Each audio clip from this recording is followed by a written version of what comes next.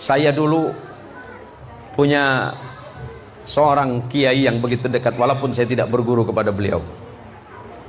Beliau sering berdiskusi, lama-lama beliau cerita tetangganya itu Tionghoa, Pak. Saya juga, tetangga saya Tionghoa, kanan kiri tetangga saya Cina, Pak. Dan insya Allah jamaah banyak tahu bahwa rumah saya itu kanan kiri itu, ini Buddha, ini Kristen, yang di depan Kristen, yang di sebelah sana Buddha. Dulu Umi almarhumah protes, "Nak, kenapa kamu seneng beli rumah di situ yang tetangganya non muslim semuanya?" Jawaban saya sederhana, "Mi, pertama karena Allah mentakdirkan saya di situ. Yang kedua, mungkin saya bisa memberikan manfaat untuk mereka." Alasannya apa? Mereka tidak mungkin baca Quran. Wong Cino lambok boten ngertos, Pak, masalah Quran.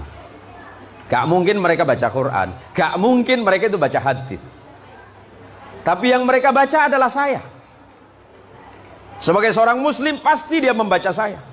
Kalau saya baik menunjukkan sikap dan akhlak saya sebagai muslim, pasti mereka berkata, "Oh, ternyata Islam itu baik." Karena saya mendapat cerita dari seorang ulama yang sudah wafat, namanya Kesubki Zayyadi. Beliau itu punya tetangga dulu di Paritwan Salim. Ada yang tahu Paritwan Salim, Pak Siantan? Iya, Perwasal. Punya tangga namanya Pak Afiong, Cina. Pagi-pagi Pak Afiong ini datang sama Kesubki. "Selamat pagi Pak Kiai." "Selamat pagi Piong. Ada apa Pak Piong?" "Aku sini minta doa."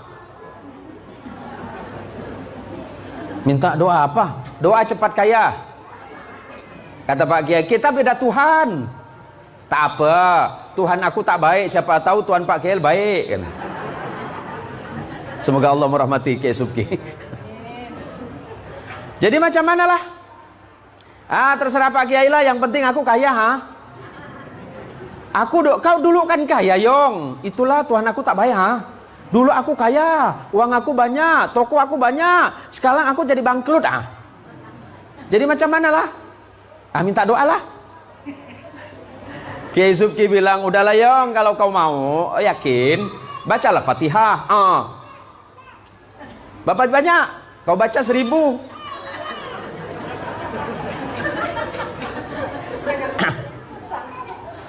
Api yang tak tahu apa itu Fatihah, Kiai Subki tak tahu apakah Ayong ini percaya apa enggak. Api yang balik, Kiai Subki senyum, "Tak mungkin lah dia baca itu," kata Kiai kan. 2 tahun berselang, Pak Ustadz, Api yang datang. "Selamat sore Pak Kiai." "Sore? Kamu siapa ya?" Api yang yang mana? "Dulu aku yang minta doa sama Pak Kiai." "Kau sekarang?" "Aku jadi kaya." Kiai bingung. Serius Yang? Kau dulu baca apa?" "Pak Kiai suruh aku baca Fatihah." "Iya, aku suruh baca 1000, kau baca, aku baca." "Macam mana kau baca?" Fatihah.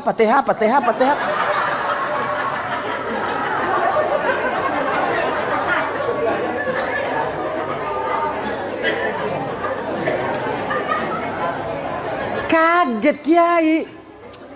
"Serius Yang? Nah, aku jadi kaya. Masa Pak Kiai tak yakin sama Tuhan?" Apa kata Kiai, ngedabelkon gitu kan. Kiai yang ngajarin gak kaya-kaya, Cina yang diajarin kaya duluan. Jadi Kiai mikir, aku yang salah apa Tuhan yang kasih salah ini? Akhirnya dalam hati Kiai Subki Zayyadi berkata, "Ya Allah, Engkau maha pemurah. Mau seperti apapun orang meminta, Engkau pasti beri. Yang penting yakin." Nah, problem besarnya kita ini dari pagi, siang, sore, malam sampai ketemu pagi lagi, mboten sugi-sugi, mergo napa? Mboten yakin. Ora percaya sama Pak Kiai. Oh ditanya, Pak Imam, doakan saya jadi orang kaya. Balik ketawa dia. Dia seorang tak kaya gitu. Ya Allah, ini terjadi, Pak. Ni'matani maghbunun fihima katsirun minan nas, as-sihat wal faragh. Ada dua nikmat manusia yang besar yang sering dilalaikan oleh mereka. Dan ketika nanti nikmat itu hilang, baru mereka berpikir bahwa aku membutuhkan keduanya. Pertama, sehat. Kedua, sempat. Ketika kita sehat, sempatkan waktu untuk beribadah kepada Allah. Bukan sholat ketika sempat. Ingat, sempatkan waktu untuk sholat. Bukan sholat di saat sempat. Tak sempat, tak sholat. Di saat sempat, baru dia sholat. Padahal waktu kita ini sudah cukup panjang. Kesempatan yang Allah siapkan begitu luar biasa. Yuk, masing-masing lihat ke dalam hati kita masing-masing. Sudah seperti apakah iman kita kepada Allah? Sudah seperti apakah ketakwaan kita kepada Allah?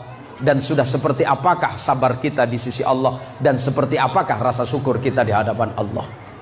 Banyak di antara kita berpikir bahwa iman saya sudah kuat, ibadah saya sudah kuat. Padahal sebenarnya mungkin itu tidak seberapa di hadapan Allah. Maka mulai sekarang perbaiki sikap, perbaiki ibadah, perbaiki akhlak, perbaiki semuanya.